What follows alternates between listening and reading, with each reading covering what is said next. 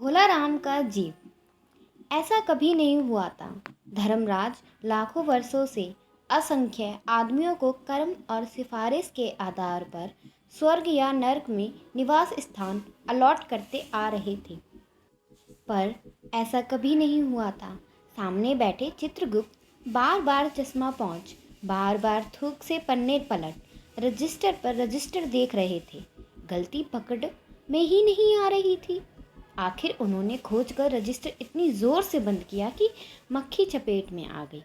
उसे निकालते हुए वे बोले, महाराज, रिकॉर्ड सब ठीक है। भोलाराम के जीव ने 5 दिन पहले देह त्यागी है और यमदूत के साथ इस लोक के लिए रवाना हुए, पर यहाँ अभी तक पहुंचा नहीं। धर्मराज ने पूछा, और वह दूत कहाँ है? महाराज, वह भी लापता है। इसी समय द्वार खुले और एक यमदूत बड़ा बदहवास वहां आया। उसका मौलिक रूप, चेहरा परिश्रम, परेशानी और भय के कारण और भी विकृत हो गया था। उसे देखते ही चित्रगुप्त चिल्ला उठे, अरे तू कहाँ रहा इतने दिन? भोलाराम का जीव कहाँ है? यमदूत हाथ जोड़कर बोला, दया निधान, मैं कैसे बतलाऊं कि क्या हो गया। आज तक मैंने धोखा नहीं खाया था, पर भोलाराम का जीव मुझे चकमा दे गया। 5 दिन पहले जब जीव ने भोलाराम की देह को त्यागा, तब मैंने उसे पकड़ा और इस लोक की यात्रा आरंभ की। नगर के बाहर ज्यों ही मैं उसे लेकर एक तीव्र वायु तरंग पर सवार हुआ, त्यों ही वे मेरे चंगुल से छूटकर न जाने कहाँ गायब हो गया। इन 5 दिनों में मैंने सारा ब्रह्मांड छान डाला, पर उसका कहीं पता नहीं चला। धर्मराज क्रोध से बोले, मूर्ख, जीवों को लाते लाते बूढ़ा हो गया है, फिर भी एक मामूली बूढ़े आदमी के जीव ने तुझे चकमा दे दिया। दूत ने सिर झुकाकर कहा, महाराज, मेरी सावधानी में बिल्कुल कसर नहीं थी। मेरे इन अभ्यस्त हाथों से अच्छे अच्छे वकील भी नहीं छूट सके, पर इस बार तो कोई इंद्रजाल ही हो गया। चित्रगुप्त ने कहा, महाराज, आजकल पृथ्वी पर इस प्रकार का व्यापार बहुत चला है। लोग दोस्तों को कुछ चीज भेजते हैं और उसे रास्ते में ही रेल वाले उड़ा लेते हैं। होजरी के पार्सलों के मोजे रेलवे अफसर पहनते हैं। मालगाड़ी के डब्बे रास्ते में कट जाते हैं। एक बात और हो रही है, राजनीतिक दलों के नेता विरोधी नेता को उड़ाकर बंद कर देते हैं। कहीं भोलाराम के जीव को भी तो किसी ने विरोधी ने मरने के बाद दुर्गति करने के लिए नहीं उड़ा दिया। धर्मराज ने व्यंग्य से चित्रगुप्त की ओर देखते हुए कहा, तुम्हारी भी रिटायर होने की उम्र आ गई है। भला भोलाराम जैसे नगण्य दीन आदमी से किसी को क्या लेना देना। इसी समय कहीं से घूमते घूमते नारद मुनि वहां आ गए। धर्मराज को गुमसुम बैठे देख बोले, क्यों धर्मराज, कैसे चिंतित बैठे हो? क्या नरक में निवास स्थान की समस्या अभी हल नहीं हुई? धर्मराज ने कहा, वह समस्या तो कभी की हल हो गई है। नरक में पिछले सालों में बड़े गुणी कारीगर आ गए हैं। कई इमारतों के ठेकेदार हैं जिन्होंने पूरे पैसे लेकर रद्दी इमारतें बनाई हैं। बड़े बड़े इंजीनियर भी आ गए हैं जिन्होंने ठेकेदार से मिलकर पंचवर्षीय योजनाओं का पैसा खाया है। ओवरसीयर हैं जिन्होंने उन मजदूरों की हाजिरी भरकर पैसा हड़पा जो कभी काम पर गए ही नहीं। इन्होंने बहुत जल्दी नर्क में कई इमारतें तान दी हैं। वह समस्या तो हल हो गई, पर एक बड़ी विकट उलझन आ गई है। भोलाराम नाम के एक आदमी की 5 दिन पहले मृत्यु हुई। उसके जीव को यह दूत यहाँ ला रहा था कि जीव इसे रास्ते में चकमा देकर भाग गया। इसने सारा ब्रह्मांड छान डाला, पर वह कहीं नहीं मिला। अगर ऐसा होने लगा तो पाप पुण्य का भेद ही मिट जाएगा। नारद ने पूछा, उस पर इनकम टैक्स तो बकाया नहीं था? हो सकता है उन लोगों ने रोक लिया हो। चित्रगुप्त ने कहा, इनकम होती तो टैक्स होता, भुखमरा था। नारद बोले, मामला बड़ा दिलचस्प है। अच्छा, मुझे उसका नाम पता बताओ, मैं पृथ्वी पर जाता हूँ। चित्रगुप्त ने रजिस्टर देखकर बताया, भोलाराम नाम था उसका। जबलपुर शहर में घमापुर मोहल्ले में नाले के किनारे एक ठेठ कमरे के टूटे फूटे मकान में वह परिवार समेत रहता था। उसकी एक स्त्री थी, 2 लड़के और एक लड़की। उम्र लगभग 60 साल, सरकारी नौकरी। 5 साल पहले वह रिटायर हो गया था। मकान का किराया उसने 1 साल से नहीं दिया, इसलिए मकान मालिक उसे निकालना चाहता था। इतने में भोलाराम ने संसार ही छोड़ दिया। आज 5वां दिन है। बहुत संभव है कि अगर मकान मालिक वास्तविक मकान मालिक है तो उसने भोलाराम के मरते ही उसके परिवार को निकाल दिया। इसलिए आपको परिवार की तलाश में काफ़ी घूमना पड़ेगा। माँ बेटी के सम्मिलित क्रनंदन से ही नारद भोला राम का मकान पहचान गए। द्वार पर जाकर उन्होंने आवाज़ लगाई, नारायण नारायण। लड़की ने देखकर कहा, आगे आओ महाराज। नारद ने कहा, मुझे भिक्षा नहीं चाहिए, मुझे भोला राम के बारे में कुछ पूछताछ करनी है। अपनी माँ को ज़रा बाहर भेजो बेटी। भोला राम की पत्नी बाहर आई। नारद ने कहा, माता, भोला राम को क्या बीमारी थी? क्या बताऊं, गरीबी की बीमारी थी। 5 साल हो गए पेंशन पर बैठे, पर पेंशन अभी तक नहीं मिली। हर 10-15 दिन में एक दरख्वास्त देते हैं, पर वहाँ से या तो जवाब आता ही नहीं है, और आता है तो यही कि तुम्हारी पेंशन के मामले में विचार हो रहा है। इन 5 सालों में सब गहने बेचकर हम लोग खा गए, फिर बर्तन बिके, अब कुछ नहीं बचा।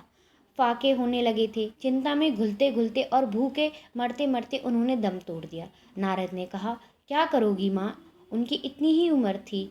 ऐसा तो मत कहो महाराज, उम्र तो बहुत थी। 50-60 रुपया महीना पेंशन मिलती तो कुछ और काम कहीं करके गुजारा हो जाता, पर क्या करें, 5 साल नौकरी से बैठे हो गए और अभी तक एक कौड़ी नहीं मिली। दुख की कथा सुनने के फुर्सत नारद को कहाँ थी।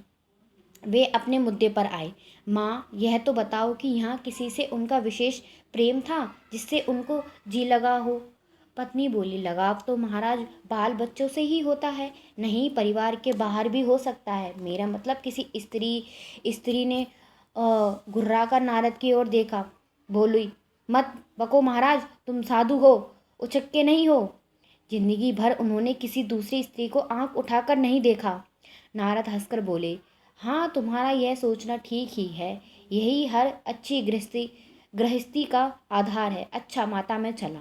स्त्री ने कहा, महाराज, आप तो साधु हैं, सिद्ध पुरुष हैं, कुछ ऐसा नहीं कर सकते कि उनकी रुकी हुई पेंशन मिल जाए, इन बच्चों का पेट कुछ दिन भर जाए। नारद को दया आ गई। वे कहने लगे, साधुओं की बात कौन मानता है? मेरा यहाँ कोई मठ तो नहीं है, फिर भी मैं सरकारी दफ्तर में जाऊंगा और कोशिश करूंगा। वहां से चलकर नारद सरकारी दफ्तर में पहुंचे। वहां पहले ही कमरे में बैठे बाबू से उन्होंने भोला राम के केस में बारे में बात की। उस बाबू ने उन्हें ध्यानपूर्वक देखा और भोला भोला राम ने दरख्वास्तों तो भेजी थी, पर उन पर वजन नहीं रखा था, इसलिए कहीं उड़ गई होगी। नारद ने कहा, भाई, ये बहुत से पेपर वेट तो रखे हैं, इन्हें क्यों नहीं रख दिया? बाबू हंसा, आप साधु हैं, आपको दुनियादारी समझ में नहीं आती। दरख्वास्तें पेपर वेट से नहीं दबती। खैर, आप उस कमरे में बैठे बाबू से मिलिए। नारद उस बाबू के पास गए। उसने तीसरे के पास भेजो, तीसरे ने चौथे के पास भेजा, पांचवे के पास भेजा। जब नारद 25-30 बाबुओं और अफसरों के पास घूम आए, तब एक चपरासी ने कहा, महाराज, आप क्यों इस झंझट में पड़ गए? आप अगर साल भर भी यहाँ चक्कर लगाते रहे तो भी काम नहीं होगा। आप तो सीधे बड़े साहब से मिलिए, उन्हें खुश कर लिए तो अभी काम हो जाएगा। नारद बड़े साहब के कमरे में पहुंचे। बाहर चपरासी ऊग रहा था, इसलिए उन्हें किसी ने छेड़ा नहीं। बिना विजिटिंग कार्ड के आया देख साहब बड़े नाराज हुए। बोले, इसे कोई मंदिर वंदिर समझ लिया है क्या? धड़धड़ाते चले आए, चिट क्यों नहीं भेजी? नारद ने कहा, कैसे भेजता, चपरासी सो रहा है। क्या काम है? साहब ने रोब से पूछा। नारद ने भोला राम का पेंशन केस बतलाया। साहब बोले, आप हैं बैरागी, दफ्तरों के रीति रिवाज नहीं जानते। असल में भोला राम ने गलती की। भाई, यह भी एक मंदिर है, यहाँ भी दान पुण्य करना पड़ता है। आप भोला राम के आत्मे मालूम होते हैं। भोला राम की दरख्वास्तें उड़ रही हैं, उन पर वजन नहीं रखे। नारद ने सोचा कि फिर यहाँ वजन की समस्या खड़ी हो गई। साहब बोले, भाई, सरकारी पैसे का मामला है, पेंशन का केस 20 दफ्तरों में जाता है, देर लगी ही जाती है। 20 बार एक ही बात को 20 जगह लिखना पड़ता है, तब पक्की होती है। जितनी पेंशन मिलती है उतने की स्टेशनरी लग जाती है। हाँ, जल्दी भी हो सकता है, मगर साहब रुकें। नारद ने कहा, मगर क्या? साहब ने कुटिल मुस्कान के साथ कहा, मगर वजन चाहिए। आप समझे नहीं, जैसे आपकी यह सुंदर वीणा है, इसका भी वजन भोला राम की दरख्वास्त पर रखा जा सकता है। मेरी लड़की गाना बजाना सीखती है, यह मैं उसे दे दूंगा। साधुओं की वीणा तो बड़ी पवित्र होती है। लड़की जल्दी संगीत सीख गई तो उसकी शादी हो जाएगी। नारद अपनी वीणा छीनते देखकर जरा घबराए, फिर संभलकर उन्होंने वीणा टेबल पर रख कर कहा, यह लीजिए, अब ज़रा जल्दी उसकी पेंशन का ऑर्डर निकाल दीजिए। साहब ने प्रसन्नता से उन्हें कुर्दी वीणा को एक कोने में रखा और घंटी बजाई। चपरासी हाजिर हुआ। साहब ने हुक्म दिया, बड़े बाबू से भोलाराम के केस की फाइल लाओ। थोड़ी देर बाद चपरासी भोलाराम की 100-150 दरख्वास्तों से भरी फाइल लेकर आया। उसमें पेंशन की कागजात भी थे। साहब ने फाइल पर का नाम देखा और निश्चित करने के लिए पूछा, क्या नाम बताया साधु जी आपने? नारद समझ गए कि साहब कुछ ऊंचा सुनता है, इसलिए जोर से बोले, भोलाराम। सहसा फाइल में से आवाज आई, कौन पुकार रहा है मुझे? पोस्टमैन है ये क्या?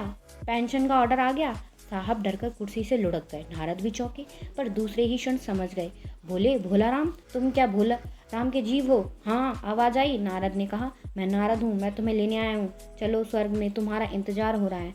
आवाज आई, मुझे नहीं जाना, मैं तो पेंशन की दरख्वास्तों में अटका हूँ। यही मेरा मन लगा है, मैं अपनी दरख्वास्तों छोड़कर नहीं जा सकता। यदि हम इस कहानी के उद्देश्य की बात करें तो हरिशंकर परसाई द्वारा लिखित यह कहानी एक व्यंग्य प्रधान कहानी है। इस कहानी में लेखक ने आधुनिक समाज में व्याप्त भ्रष्टाचार तथा रिश्वतखोरी पर कटाक्ष और तीखा व्यंग्य किया है। आजकल सरकारी दफ्तरों में भ्रष्टाचार इतना बढ़ गया है कि बिना रिश्वत दिए कोई काम नहीं होता। यदि इस कहानी की समस्या पर बात करें तो नारद भोलाराम के जीव से कहते हैं, मैं तुम्हें लेने आया हूँ, चलो, स्वर्ग में तुम्हारा इंतजार हो रहा है। पर भोलाराम के जीव की व्यवस्था है कि वह पेंशन की दरख्वास्तें छोड़कर कहीं जा नहीं सकता। इसी कथा सूत्र के व्यंग्यात्मक उपयोग द्वारा लेखक ने भ्रष्टाचार के अमानवीय रूप पर मार्मिक चोट की है। यदि इस कहानी के संदेश की बात करें तो लेखक ने सरकारी दफ्तरों की कार्यशैली, कार्य में विलंब के कारण पर तीखा कटाक्ष किया है कि भोलाराम जैसा साधारण कर्मचारी की कोई सुनवाई नहीं होती, क्योंकि वह संबंधित अधिकारी को रिश्वत नहीं दे पाता। यदि वह रिश्वत दे देता तो उसको भी अपनी पेंशन मिल जाती। भोलाराम के जी की दरख्वास्तें फाइलों में बंद हो गई हैं, उनकी कोई सुनवाई नहीं होती है। इसमें व्यंग्य का एक और मुख्य लक्ष्य है सामाजिक और राजनीतिक व्यवस्था। धन्यवाद। यदि आपको कहानी पसंद आई हो तो लाइक, कमेंट, शेयर और सब्सक्राइब जरूर कीजिएगा।